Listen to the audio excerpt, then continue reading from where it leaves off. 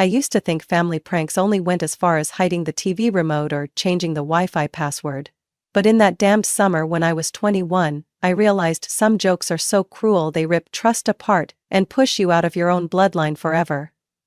That wasn't a joke anymore. It was a way of telling me I had never been welcome. And the scariest part? I had lived with those people my whole life. Calling them family now feels like a sick joke. If you think I'm exaggerating, let me tell you how it all started. My name is Harper. I was 21 that year, living in Idaho, in a tiny, stuffy old suburban house my dad called the family nest. There was nothing warm about it, except for the times my face burned with rage. I didn't go to college, not because I didn't want to, but because college is for dreamers with no grip on reality, my dad Carl's exact words. According to him, if I could count money, work with my hands, and not be dramatic, then that was good enough to get by. And just like that, good enough, I worked nearly full-time at his hardware store. Opened the warehouse in the morning, did inventory in the afternoon, closed the books and cleaned at night like a machine. No fixed salary. My dad gave me a few $100 a month and called it spending money. Even though I was the only one working full-time there besides him, my brother Kevin, the golden child, would occasionally swing by the shop, tease me, whistle 3 notes, then vanish like just showing up with some kind of contribution.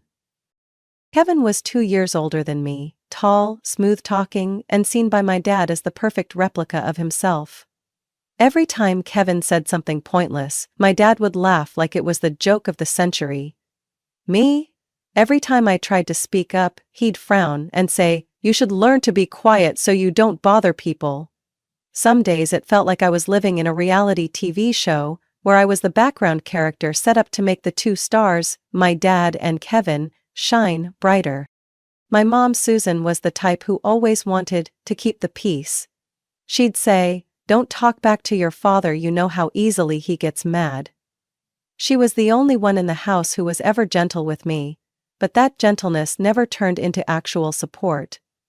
She never stood up for me, never stopped my dad from yelling at me like I wasn't his daughter but some stranger who owed him money. I remember clearly one time I came home late after walking nearly 5 miles from work. My only bike had been borrowed and broken by Kevin, left who knows where. I walked in, drenched in sweat, feet blistered, and the first thing I heard wasn't, "Are you okay?" It was my dad yelling from the living room. "I thought you were dead, on the side of the road, useless bitch." Kevin just snorted, snapped his fingers at me and said, "Hey Harper. Want me to show you the way to the dog shelter? Might suit you better." I was used to comments like that from them, so used to it that sometimes I wondered if I really was that awful. Maybe I did something wrong just by being born? But even when you're used to it, it still hurts. Hurts in a way that carves at your self-worth a little more every day, until you no longer believe you matter. That summer, I wasn't expecting anything. I was just surviving the days, telling myself things would be okay, as long as I kept my head down, endured, didn't fight back. I didn't know that the okay I was waiting for would come as the final blow. The push that threw me out of the only place I had ever called home. But to get to that part, I have to start where the nightmare put on the mask of a family vacation. It started with a short announcement from my dad. "Next week we're going to Colorado for Uncle Jerry's wedding. No objections. Period." No one asked if I was free, if I wanted to go, if anyone noticed I was working nearly 50 hours a week at his store. My opinion was always the last thing considered. Or really, never considered at all. I remember when I was little I used to get excited whenever we left town. But with my family, no trip was ever a true vacation. It was just a traveling stage where they could keep up their usual act. I was the joke, and they were the cheering crowd. This trip was no different. Kevin drove the family's old SUV like he was in some expensive road show. I got crammed in the far back seat, next to a pile of luggage and a foam cooler leaking sandwich sauce all over. The whole ride from Idaho to Colorado, they took turns telling stories. Mostly about all the times I was useless, clumsy, a screw-up. Like my whole life was just a string of punchlines for their entertainment. My mom, as always, sat in the front seat, silent. Every now and then she'd force a weak smile, glance back at me, then look away. Her eyes said it all. I can't help you. 3 suffocating days. Kevin blasting wild rock music, my dad cursing every time he smelled fast food, and me, learning to hold my breath longer whenever the air thickened with tension. On the morning of the 4th day, we stopped at a tiny roadside rest area near Glenwood Springs. The place looked like it was dropped in the middle of nowhere, just a tiny building with a restroom and a couple of rusty vending machines, surrounded by snow-capped mountains and dry land stretching to the horizon. I said, "I need to use the bathroom." My dad replied without turning his head, "Make it quick. You're not some queen who gets special treatment." I stepped out of the car, wearing nothing but an old t-shirt and faded jeans. My wallet was somewhere in the luggage. Phone, charging in the car. The only charger had been hogged by Kevin all morning. I was gone maybe 8-9 minutes, but when I stepped back out, my eyes still adjusting to the harsh sunlight, I froze. The parking lot was empty. The silver-gray SUV, the car I had been attached to for more than half my life, vanished as if it had never existed. At first I thought they had just parked somewhere nearby, playing some stupid hide-and-seek game like when I was 12. I wandered around the restroom building, peeked behind some low bushes, even called out softly, "Dad? Kevin? Mom?" No answer. No car that looked like ours. No sign they'd ever been here. Just the wind and the vending machine clanking like it was mocking me. Part of me wanted to believe it was a joke, but another part, the one worn down by 1,000 insults, rejections, and forgettings, started to ache, cold in my chest. I sat down on the scorching cement. My forehead was sweaty, but my back felt ice cold. An hour passed. I watched cars come and go. Everyone had somewhere to be. I had no one. A truck driver pulled over and looked at me with concern. "You okay, miss?" I forced a smile as thin as paper. "My friends. In the restroom. I'm waiting." He nodded, believed it instantly. Because I knew how to look like someone who was okay. I'd spent my whole life learning that skill. When he left, I stayed where I was, knees pulled up to my chest. And then, for the first time in a long while, I didn't feel scared. I just felt empty. I knew they weren't coming back. I knew, because if I had ever mattered to them, they wouldn't have left me behind. And in that moment, I understood. I had 2 choices. Sit here forever, waiting for people who were never coming back, or get up and find my own way out. Not just out of this godforsaken rest stop, but out of the prison called family that had held me captive for 21 years. And I stood up. I had been sitting there for nearly 2 hours, eyes fixed on the stretch of asphalt where the SUV had disappeared like some cruel magic trick. At first I tried to make excuses for them. Maybe they went back to the gas station. Maybe I took too long in the bathroom and they thought I was already in the car. Or maybe it was just a stupid misunderstanding. But the longer I sat, the colder it got, like a sheet of ice breaking inside me piece by piece. I couldn't pretend anymore. They had left me on purpose. I pulled my hand out of my jeans pocket, where my phone should have been. Gone. Still plugged into the car. The car that was now probably dozens of miles away if they hadn't stopped. No wallet, no ID, not a single cent in my pocket. I started to stand up, legs tingling from sitting too long. Strangers passed by, a few glanced and quickly turned away, avoiding trouble. I saw a little boy tug on his mother's hand and whisper, "Mommy, is that lady lost?" The woman with curly blonde hair frowned, like she was being bothered during a peaceful outing. But I didn't care about her expression. I needed help. And I had nothing left to lose. I stepped closer, my voice hoarse from a dry throat. "Excuse me, could I borrow your phone for just a minute? I got left behind." She froze, her eyes wide with suspicion. I looked like a drifter, messy hair, wrinkled shirt, sneakers worn nearly to the sole. But eventually, after a quick glance at her son holding her hand, she slowly nodded. 1 minute, okay? I took the phone like it was the last lifeline left, but my fingers stopped at the dial screen. I had meant to call my dad, had meant to cry and beg him to come get me. But then, the images came crashing in like a hammer. My dad tossing my college application into the trash. Kevin laughing as he hid my winter coat in the snow. My mom sitting silently, pretending not to see as I got screamed at for breaking an old glass. I didn't call them. Instead, I took a deep breath, looked calmly at the woman in front of me. "Do you know if there's a shelter nearby? I need a place to stay tonight." She looked confused, clearly not what she was expecting. But then she composed herself and nodded. "I think there's one in Glenwood Springs, about a 40-minute drive from here, but I'm not sure." I couldn't stop myself from asking, "Could you take me there? I know it sounds weird, but I really don't have anyone else to call." She looked at me for a long time, like weighing pity against fear. The little boy tugged at her hand again and asked, "Mom, can we help her?" I swear it was that question that tipped the scale. The woman let out a quiet sigh and nodded. "Okay, but just to the front door, I can't stay long." "Thank you, really." I didn't say a word the entire ride. I sat in the back seat, staring out the window, unable to believe I was actually living this moment. Abandoned, empty-handed, and riding in a stranger's car like a homeless person. When we arrived, I got out and made sure to thank her again. The woman gave a slight nod, then drove off, leaving me in front of a small building with an old white sign that read, "Safe Haven Shelter." The door opened to reveal a middle-aged man with salt and pepper hair, wearing an old but clean button-up shirt.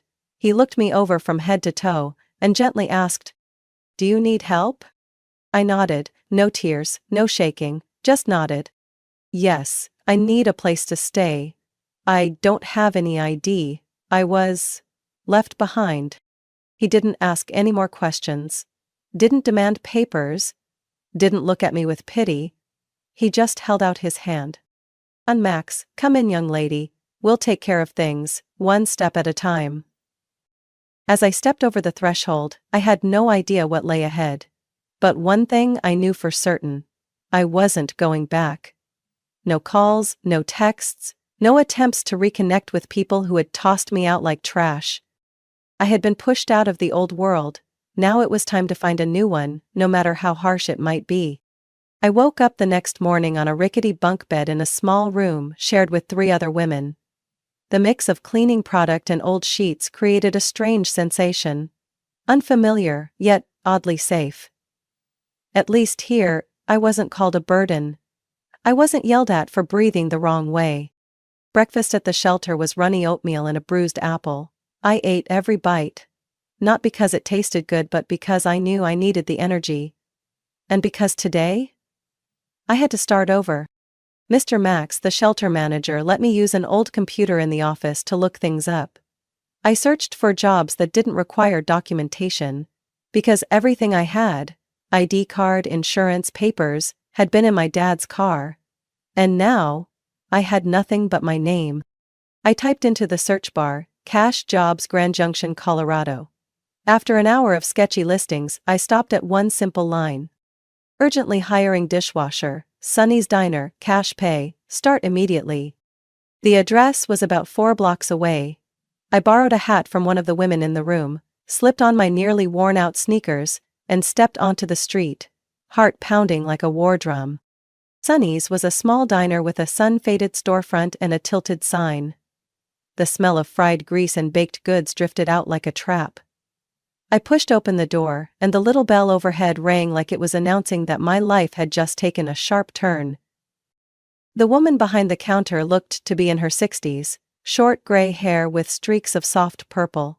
She wore a flower and coffee-stained apron and had a faded rose tattoo on her arm. I don't know why, but the moment I saw her, I felt a bit safer. I spoke up, my voice still shaky from fear of rejection. "I saw the sign about needing a dishwasher. I need a job. Really need it. I don't have any papers right now. I lost everything." She looked me over from head to toe without blinking. I swallowed hard, bracing for a no. But instead, she said, "I'm Geraldine. The last dishwasher quit yesterday. If you steal, I'll roast you in the back. If you don't, get started. Gloves are in the third drawer." I nodded, trying not to show the tears rising in my eyes. Geraldine didn't ask anything else, didn't pry, didn't pity. She gave me a chance. Plain and straight, just like her. I worked non-stop from noon until early evening. My hands blistered, shoulders ached, clothes soaked in sweat and soap, but when Geraldine shoved a $20 bill and a leftover meal into my hand, it felt like the biggest gift I'd ever received. That first week, I did everything she told me to. Dishes, mopping, wiping tables, even scrubbing toilets. I didn't complain. I didn't have the luxury of choice, and I didn't want another one. This was all I had, and I wasn't going to lose it. On the 7th day, Geraldine handed me a stack of papers. "These are forms to get your ID replaced." I called the records office back in Idaho. "They need an address to send it to. You can use the diners if you want. Just do it. Don't live like a ghost forever." I took the papers, hands trembling slightly. "Thank you." "I don't even know what to say," Geraldine growled. "Don't thank me, do good, you stay. Screw up, you're out. Got it?" But in her eyes, I saw something else. A kind of care I had never once received from my own blood. 3 days later, I bought a cheap prepaid phone from a store near the bus station. Holding that tiny device in my hand, I didn't plan to call anyone. I just needed something to remind me that I still existed. But then, that night, the phone rang. It was a call from an unknown number. I picked up. My mother's voice came through, shaky, like she'd been crying. "Harper? Is that you? Oh God, I was so worried about you, we thought you got lost. It was just a joke. Your dad said he turned back but didn't see you." I stood still in the storage room behind the diner, my ears burning. In the background, I clearly heard my father snap. "Don't blow this out of proportion, she's just sulking. Tell her to take a bus home." "She's grown." Then Kevin chimed in with a snicker. "Harper, come on, you've made your point. Who knew you were this dramatic?" I clenched the phone tightly. Not a single apology. Not a single sign they truly regretted it. I exhaled slowly, my voice strangely calm. "If your goal was to see if I could survive on my own, then congratulations, I'm doing it. And from now on, I'm never coming back." I hung up. Then I blocked the number. After that, I deleted every number I had memorized from my family. Each name I erased felt like cutting another chain that had bound me for 21 years. That night I slept on a thin mattress in the small storage room behind the kitchen, the smell of old food still clinging to my shirt, but for the first time in my life, I felt free. That fall I moved out of the shelter.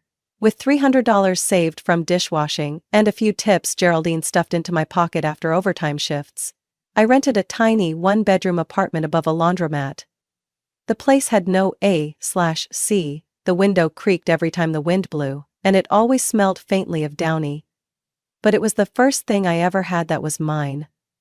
No one yelling at me every morning, no one stealing my stuff and pretending it never happened. I kept working at Sunny's, and before long, I wasn't just the nameless dishwasher anymore. After 2 months, Geraldine let me move up to prep cook.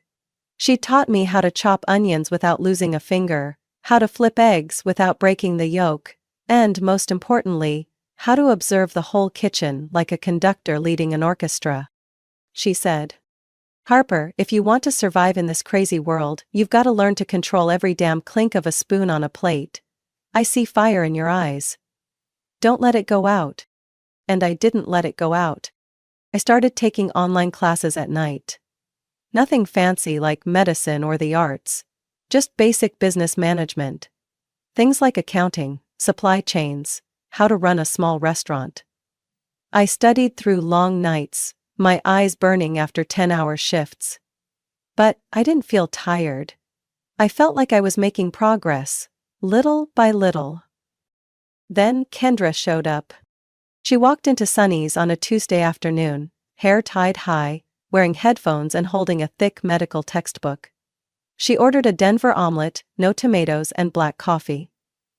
The first time I served her, she didn't look at me, just said a quiet thanks and went back to reading. But I remembered her, and she started coming in regularly, every Tuesday and Thursday. Always the same order, always the same seat by the counter. I started playing a dumb game. Every week I wore a different name tag. One week it was Amber, another week Cindy, and once I even put Banana. It took her 3 weeks to notice. And the first time Kendra looked up at me, she burst out laughing. "Is your name tag broken, or do you have an identity crisis?"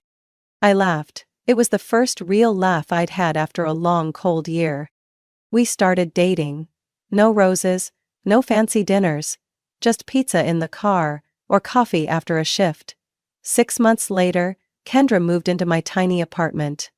We took turns cooking, argued over who had to wash the dishes, and sometimes snuck up to the rooftop to stargaze. Even if we could only see 3 stars because of the town lights. Geraldine seemed to notice our relationship before I even did. One night she patted me on the shoulder after closing and said, "Kendra's a good one. But don't let her see your crazy face when you haven't had enough sleep." I laughed, shaking my head. Almost 3 years after I was left behind at that rest stop, Geraldine called me into the back office. She was sitting behind the desk, arms folded, her expression more serious than usual. "I'm thinking of opening another Sonny's on the east side of town. Older place, smaller. I don't need a co-owner, I need someone to run it. You want it?" I froze. "You mean, me? You think I was talking to the cat outside? You've been running this place for a year now. This is the test. Pass it, and you'll have something that's really yours. If not, I'll throw your ass back to dishwashing." I nodded, even as my heart pounded like a drum. Sonny's East opened 6 months later. Smaller, not fancy, but it was mine. I designed a new menu, managed the staff, handled orders, and even washed dishes when we were short-handed.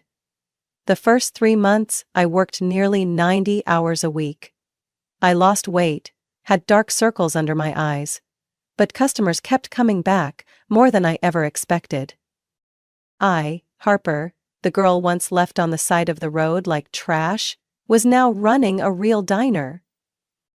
And on a Saturday afternoon after locking up Sonny's East, I headed back to the apartment that still smelled like laundry, where Kendra was waiting. Hair messy, wearing my hoodie. She held me for a long time. I didn't say anything. I didn't need to. I had walked out of the wreckage and rebuilt myself, brick by brick, scar by scar. We got married on a June afternoon under the red maple trees in a state park. No fancy dress, no lavish party, and none of my blood family showed up. They weren't invited. Just Kendra, me, and the people we truly trusted. Geraldine made the wedding cake. Doug, the bass-playing neighbor, was the reluctant best man, and Kendra's parents stood there, tears streaming down their faces as their daughter said her vows. I never knew a hug could feel so gentle until Kendra's dad, Mr. Raymond, hugged me after the ceremony, patted my back, and said, "Welcome to the family. I don't care what your past looks like. From now on, you're ours." I nearly cried right then. Partly because I was touched, partly because no one had ever called me ours like that, with trust, and without conditions. Life didn't magically become perfect after we got married, but it started to settle. We moved into a 2-bedroom apartment near the park, with a tiny balcony just big enough for a few tomato pots. Kendra was still doing her residency, working long hours at the hospital, and I kept running Sonny's East. Our schedules were messy, but we made it a point to have dinner together at least 3 nights a week. Even if it was just sandwiches and instant noodles. Then Ellie was born. She was a little storm wrapped in a yellow blanket. I remember holding her for the first time, my arms trembling, scared I might drop her. She looked up at me like she was asking, "Daddy, are we gonna be okay?" And I whispered, "I promise, no matter what, you'll never be left behind." 2 years later, Marcus came into the world during a thunderstorm. He was a tiny copy of Kendra. Deep brown eyes, a little frown when things didn't go his way, and a cry loud enough to wake the neighborhood. I never thought I'd be a father. In the past, whenever someone mentioned family, my chest would tighten, like it was a concept I'd never reach.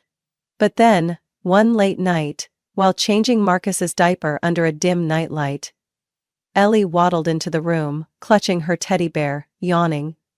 She looked at me and asked, "Daddy, can I sleep in your room?"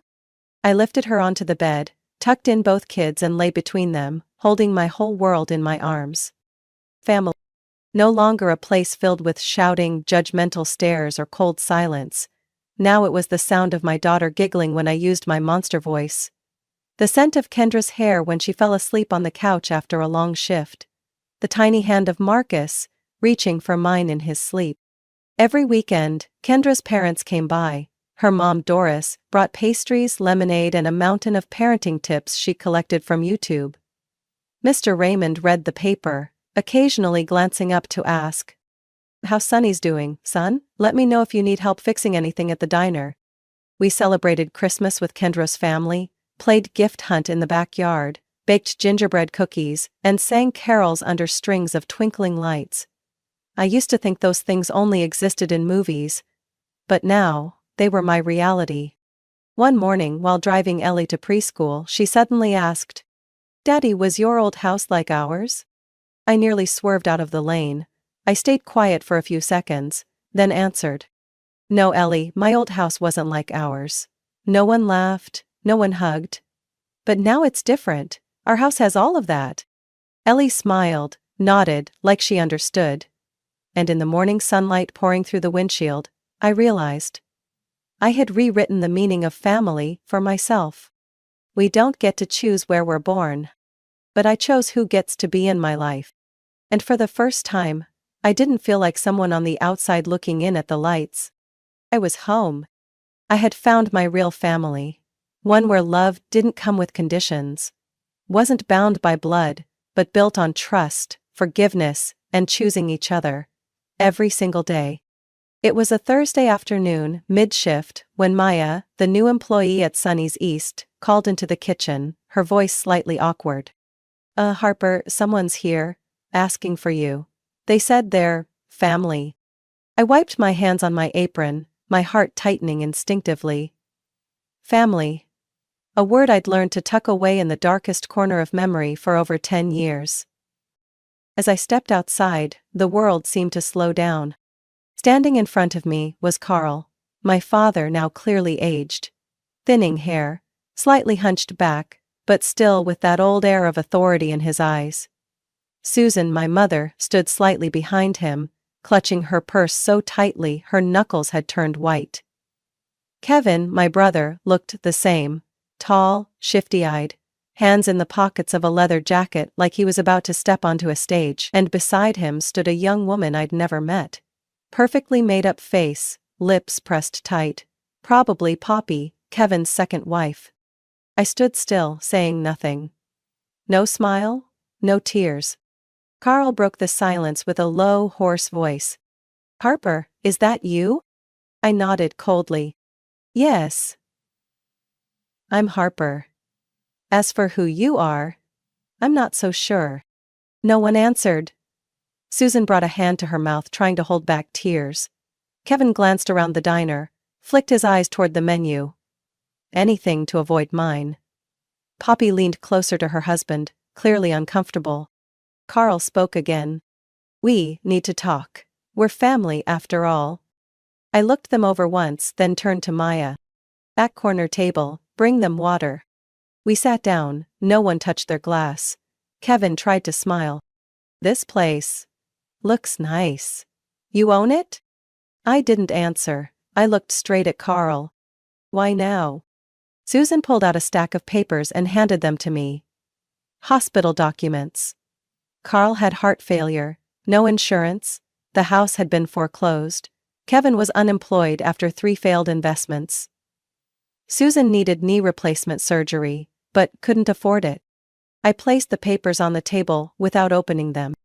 15 years, not a single text, not one phone call, and now you show up? Because you need money? Kevin forced a smile, trying to keep it friendly. We're family, Harper. Family helps each other. I tilted my head. Family? Like that time you left me in the middle of Colorado, no wallet, no phone, then drove off like it was some joke on a stray dog? Carl slammed his hand on the table. We came back to look, you disappeared, how were we supposed to know where you went? I sat there for 3 hours, Carl. No one came back. No one cared. Susan began to cry, real tears, I think this time. I've regretted it every single year. I kept thinking you'd call. And when I didn't, no one ever called me either. Because maybe my silence was easier than the truth. I've lived without you. Kevin cleared his throat. Look, now's not the time to dig up the past. Dad's really sick. Mom's not getting any younger. If you can help, help. If not? I stood up before he could finish. Dinner. My house, 6 o'clock. But don't expect what you think you're getting. When they came to my house that evening, Kendra had set the table. Ellie and Marcus sat beside me, eyeing the unfamiliar faces with quiet suspicion. Carl tried to speak to Marcus, but the boy clung tightly to my hand. Ellie stepped behind her mom. Kendra smiled politely, but her eyes were sharp as knives. She knew everything, every single thing. The dinner was tense. No one ate much. Kevin rambled about the meaning of family. Susan kept dabbing at her tears. Poppy was almost completely silent, except when asking for salt. When the kids went upstairs, I stood, went into the office, and came back with an envelope. I set it down in front of Carl. He opened it. A check. $73.50. Carl frowned. What the hell is this? A Greyhound bus ticket from Glenwood Springs to Idaho, 2009. The exact amount a girl who was abandoned would have needed to get home. I didn't use it. Now I'm giving it back to you. The room fell silent. Then Carl growled. You ungrateful brat, we're your parents. I replied, my voice low but razor sharp. You're the people who gave birth to me, but family? No. Family doesn't abandon each other. Family doesn't come back after 15 years just to ask for money. Susan burst into sobs. Kevin stood up, pulling Poppy with him. Carl crushed the check in his hand, threw it on the floor, and pointed at me. You'll regret this. You think you're better than us? I didn't answer. I simply opened the door and stepped aside. Good luck to you. As the sound of their car faded into the night, I turned around and saw Kendra standing on the stairs. She asked quietly, You okay? I nodded, but inside, I wasn't sure if it was relief, or if the pain I'd buried for so long had just finally cracked open. One thing I did know, the past no longer held any power over me. I stood behind the closed door, feeling hollow, like all the air in the house had just been sucked out. Outside, the car's engine hummed once more before disappearing into the dark. The crumpled check still lay on the doorstep, stark white like an old stain dragged back into the present. But I didn't pick it up. Kendra walked over and placed a hand on my back. Want to say anything? I shook my head. My throat felt blocked. Not with tears, but with a final memory that had just evaporated out of me. We cleaned up dinner in silence. The clink of dishes was the only sound in a kitchen that used to be full of our kids' laughter. When I took the trash out, I glanced out the window. They were gone. No text, no apology, no turning back. But this time, I knew I was the one who had turned away first. That night, when Ellie rolled over, fast asleep, and Marcus rested his head on my arm, I looked at their peaceful faces and felt lighter with every breath. These kids would grow up in a world with no yelling, no cruel jokes that left scars. They'd know they were loved. Not because they pleased anyone, but simply because they were themselves. I sat up, pulled out my phone, and logged into the old email I hadn't touched in over a decade, the one I'd long forgotten. No new messages, just a pile of spam and familiar subject lines from my mom. We need to talk. Family is still family. Your father's not well. I deleted them all, no opening, no reading. Next, I logged into an old social media account. In a community group from my old town, I saw a few posts from Carl, complaining about hospitals, whining about neighbors. And one recent post. Looking for daughter, Harper Lynn, been out of touch for a long time, if anyone knows anything please contact. I calmly deactivated the account. Permanently. The next day, I went to Sunny's East as usual. When I walked in, Geraldine was already at the last table with her black coffee and her signature sharp stare. She motioned for me to come over. I heard from Maya there was a storm at the diner last night? I gave a half smile. Old tornado. Already passed. She nodded, then patted the seat next to her. Good. You know some things aren't worth holding on to too long. Trash has to be taken out before it starts to stink up your heart. I sat down, took a deep breath. I know, and this time, I'm not letting it come back. Geraldine didn't say anything else. She simply slid a piece of paper toward me. The plan for Sunny's third location. This time I'd be a co-investor, not just the manager. I smiled and signed, without hesitation. That evening, when I got home, Ellie was coloring at the table and Marcus was lost in a pile of building blocks. Kendra sat on the couch, holding a cup of tea, looking at me with a soft smile. I walked over, sat beside her and whispered. I buried the past. I'm not letting it rot anymore. Kendra tilted her head. What about the future? What are you going to do with that? I pulled her closer, kissed her forehead. Build it, with my own hands, with you, with our kids, and I won't let anyone tear it down. That night I lay staring at the ceiling, thinking about the day I was left at that nameless rest stop. No wallet, no phone, no one on my side. I'd thought I would die there. If not my body, then the part of me that had been squeezed until it went numb. But I stood up. I didn't go back, I didn't beg. I didn't return to that house. I built a real home of my own. A place where laughter wasn't paired with cruelty. A home where no one had to be afraid just to exist. A life lived by choice, not guilt, not shame, not the weight of the past. And that was the greatest victory of my life. Not because I got revenge, but because I survived. And lived better than anyone ever thought I could. Harper's story is proof that family doesn't always mean safety, and blood doesn't always mean love. Abandoned, hurt and discarded, Harper didn't crumble. She rose, and built a life from the ruins. She showed that happiness isn't found where we're born, but where we choose to belong. The past may be painful, but we have the power to rewrite our story. With love, strength, and true freedom. What do you think about Harper's journey? What would you have done in her place? Share your thoughts below, and don't forget to follow the channel for more emotional and inspiring stories about family and life.